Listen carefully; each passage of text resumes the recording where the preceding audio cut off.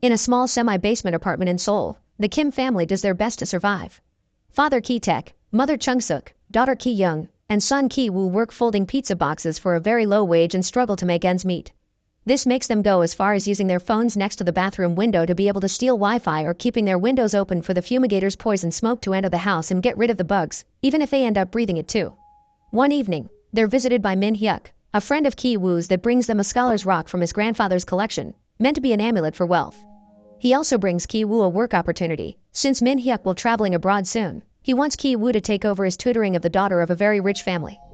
Ki-woo has good English knowledge after his years in the military and trying out the university entrance exam 4 times. Ki-young can just fake his papers to pretend he's a university student since she's good with design programs, and it's not like his employers will look at them closely. The wife is very simple-minded, so having Min Hyuk's recommendation should be enough. Wearing his best clothes and with a forged document in hand, Ki-woo goes to the Park family's house, which is on the fancy part of the city.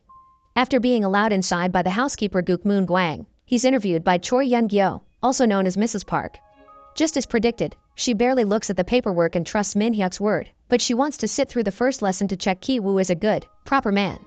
Ki-woo will be teaching the daughter Dae, who starts off as very shy and gets startled when Ki-woo suddenly grabs her wrist, but since it's only a gesture to comfort her when she's having a hard time understanding the exercise, she quickly softens up to him. Mrs. Park is happy with what she's seen, so she decides to hire Ki-woo and pay him well. After the first class, he also gets to meet her son, Da-song, who has joined the scouts and is obsessed with playing Indians. Ki-woo used to be a scout too, so he shows understanding, and when Mrs. Park shows him her son's drawings, Ki-woo gets an idea.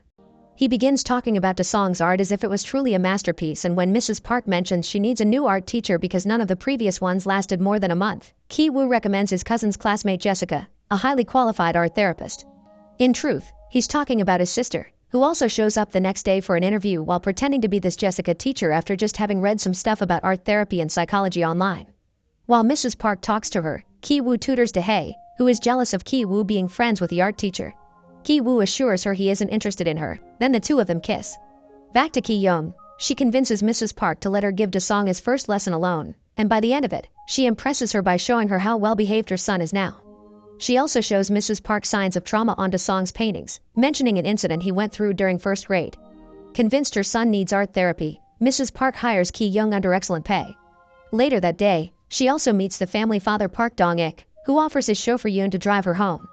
Yoon insists to take her to her house, but wanting to hide she lives in a poor area to keep up the lie, she asks him to leave her at the train station because she's meeting someone.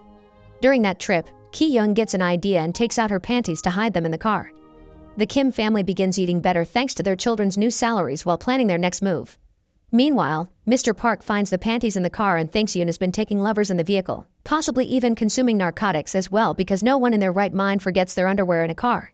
When Ki-young leaves after class, Mrs. Park takes the chance to ask her opinion about the driver, so she tells her about how Yoon tried to take her home instead of the station. Mrs. Park decides they'll be firing Yoon under some excuse not to start a scandal, and Ki-young swoops in, saying a mature employee is more trustworthy before recommending her uncle's old driver. Of course, this man turns out to be Ki-taek, who used to work as a chauffeur when younger. He goes for a test drive with Mr. Park, who is impressed by his good manners and his vast knowledge of the city that doesn't need GPS to reach his location. His driving is so smooth, Mr. Park doesn't even spill his drink when the car turns, so he hires him on the spot. The last part of the plan is the most difficult one. Moon Gwang is a stubborn, cunning woman that has been working in that house since it was owned by a previous family. Ki-woo learns from Dae that peaches are forbidden in the house because Moon Gwang is allergic, so he and Ki-young begin throwing peach fuzz at her when she isn't noticing. Moon Gwang ends up going to the doctor for a checkup since she doesn't believe it to be allergies, and Ki-taek is there as well as part of the plan. He takes a selfie by making Moon Gwang appear in the background, then shows it to Mrs. Park while telling her he overheard Moon Gwang say she has tuberculosis. At the house, when Moon Gwang begins coughing because of the allergies, he puts some ketchup on the tissues in the trash to make it look like she had coughed up blood.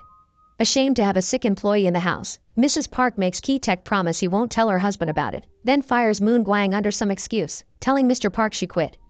Mr. Park begins to worry about the lack of cooking and cleaning in the house, so Ki-taek gives him the card of a prestigious agency he almost worked for, giving Mr. Park permission to tell his wife that he got the idea. This agency supposedly provides families with trustworthy employees, but in truth, it's another ruse by the Kims. The phone on the card is the second number Ki-young got for this, and when Mrs. Park calls, she pretends to be a secretary asking for lots of official paperwork. Eventually, Chung-suk is hired as the new housekeeper and the whole Kim family is in.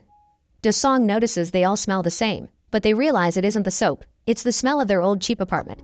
One day, the Parks leave on a camping trip and leave Chung-suk taking care of the house, so as soon as they're gone, the whole Kim family comes over to stay for a while. They use all the rooms, eat all the food, drink the expensive wines, and Ki-woo even steals Daehae's diary to read it because he wants to propose to her when she gets into the university. The Kims spend their dinner fantasizing about what marrying into a rich family would be like while a storm rages outside when suddenly, someone rings the doorbell. It's Moon Gwang, who claims she forgot something in the basement when she was fired and left in a hurry. While her family hides, Chung-suk lets her in, but Moon Gwang is taking too long down there, so Chung-suk goes to see what is going on.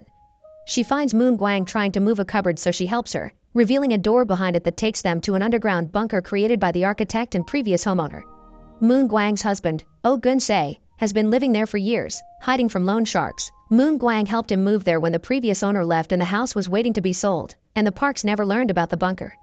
Moon Gwang would go down there and sneak in some food for him when the Parks weren't looking, which explains why Mr. Park thought she ate too much. She came today because she knew the Parks would be gone, so she wanted to talk to Chung-suk alone to ask for permission for her husband to still live down there, even being willing to pay her for bringing him food.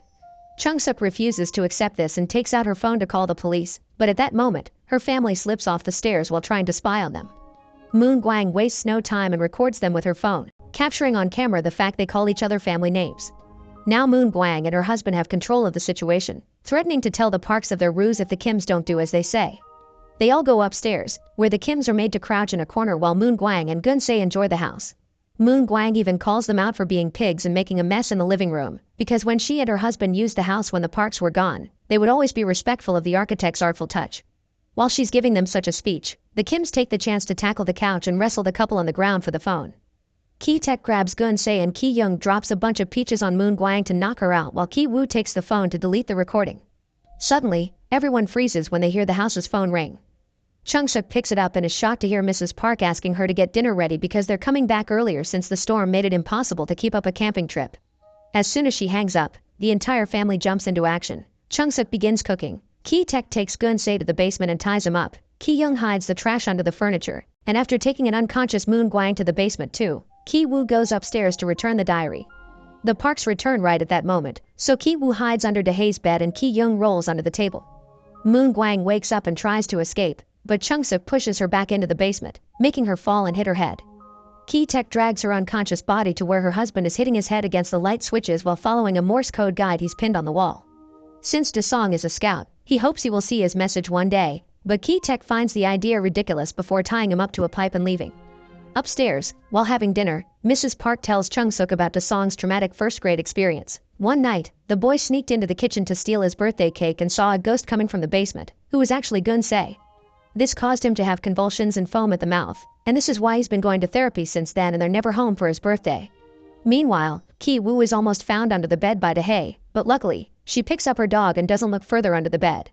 After the Park couple goes to their bedroom, Ki-woo and Ki-taek sneak out into the living room to find Ki-young in order to leave, but suddenly, Song yells and comes downstairs, so the three of them end up hiding under the table.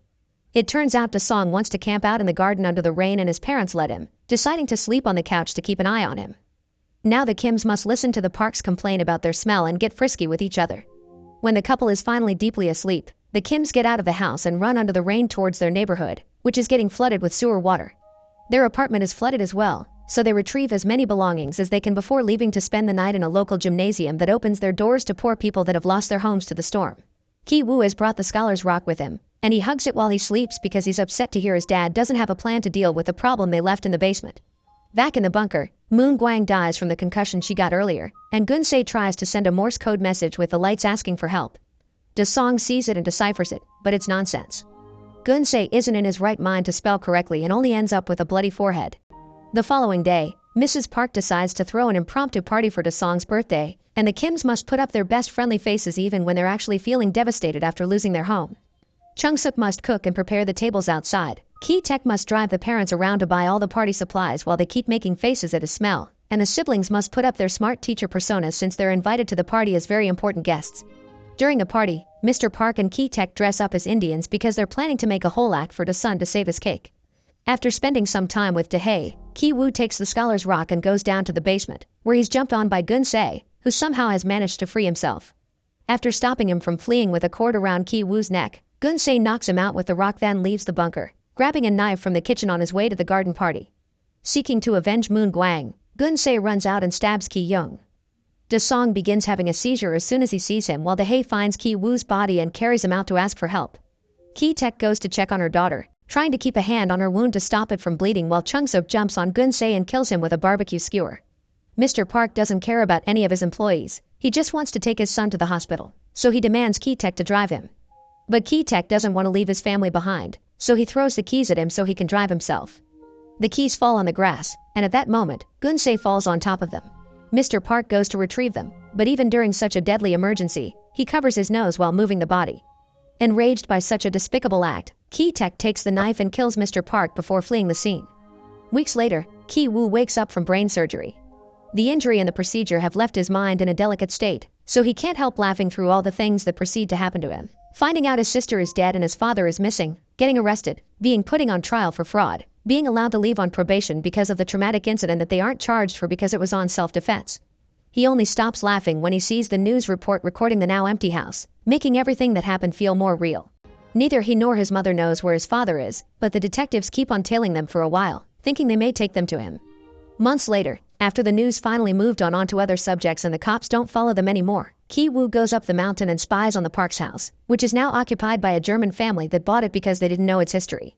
There, Ki Woo realizes someone is using the lights to send a message in Morse code. It's his dad, who all this time has been hiding in the house bunker. He has buried Moon Guang in the backyard and survives by raiding the kitchen every night. He also sends the Morse messages every day, hoping his son would see them one day. Back in his old apartment he still shares with his mother, Ki Woo writes a letter for his dad, promising to work hard and get enough money to one day buy the house and reunite with him. Make sure to subscribe and turn on notifications so you can watch more videos like this. Thanks for watching.